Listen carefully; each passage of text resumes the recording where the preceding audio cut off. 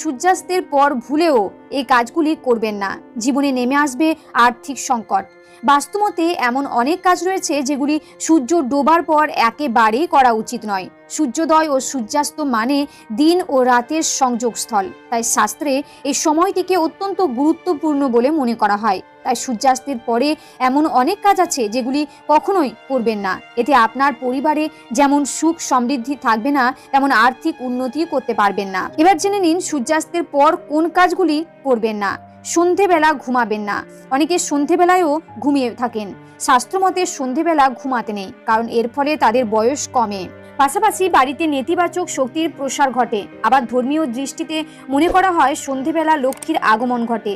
এ সময় পরিবারের সদস্যদের ঘুমাতে দেখলে দেবী রুষ্ট হয়ে চলে যান। সূর্যাস্তের পর বাড়িতে ঝাঁট দিতে নেই। সূর্যাস্তের পর কখনো বাড়িতে বা উঠোনে ঝাঁট দিতে নেই, কারণ এটি আর্থিক অনটনকে